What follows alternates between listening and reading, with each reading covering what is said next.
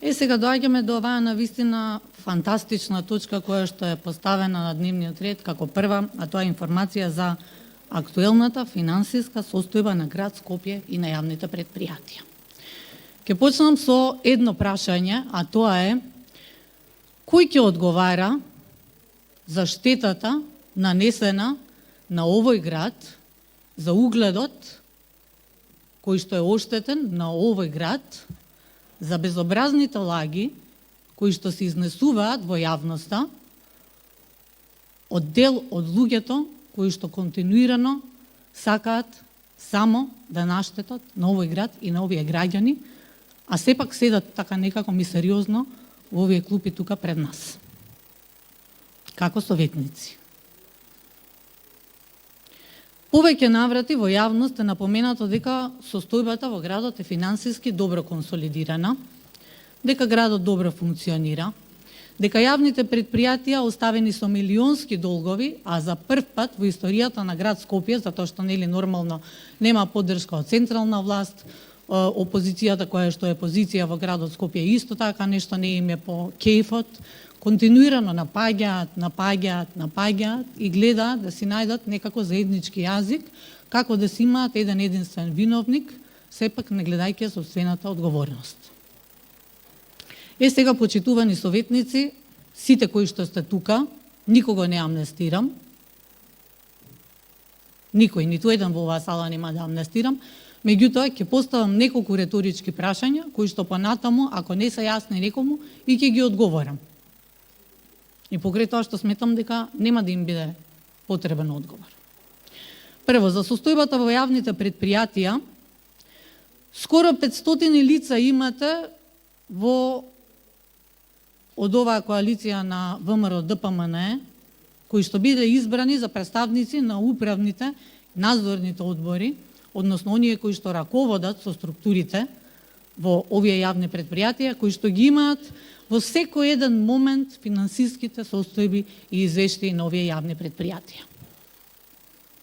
Стотици илјадници евра пари на граѓаните, на даночните обврзници се прибираат и се даваат на овие луѓе.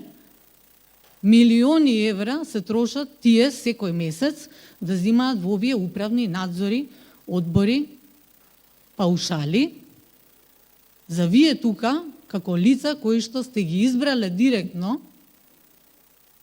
во оваа сала и добро ги познавате овие личности, да не знаете каква е состојбата во јавните предпријатија. А вие раководите со јавните предпријатија. Ваши луѓе се овие во јавните предпријатија. Вашите луѓе гласаат во овие јавни предпријатија. Вашите луѓе ги блокираат јавните предпријатија да не можат да работат функционално. Не ги гласаат од луѓето кои што им се неопходни за да продолжат понатаму да ги консолидираат во делот на финансиите, сакајќи да прикажете некој друг дека не е способен да води, а всушност вие сте оние кои што ги блокирате сите процеси.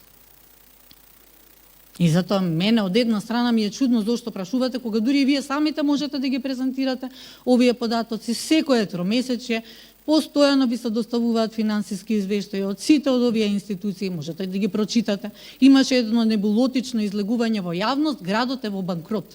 Почитувани наши, а овие останативе блокирани општини во Македонија, да не ги набројам колку се на број, ниедно од нив не е во банкрот затоа што некој ги блокирал. Дел од нив уште се со блокирани сметки. Како што можете да видите, градот Скопје нема блокирана сметка. Да не беше ова хакираниот напад на Министерството за финансии, се што ние тековна обврска ќе не беше исплатено. Меѓутоа не зборуваме ние дека Министерството за финансии не може да функционира, трезорот е веќе трета недела, ќе зборуваме за градов дека бил банкротиран. Тоа е прво економски неписмено. Да кажете за една ваква институција дека е пред банкрот. Основна терминологија.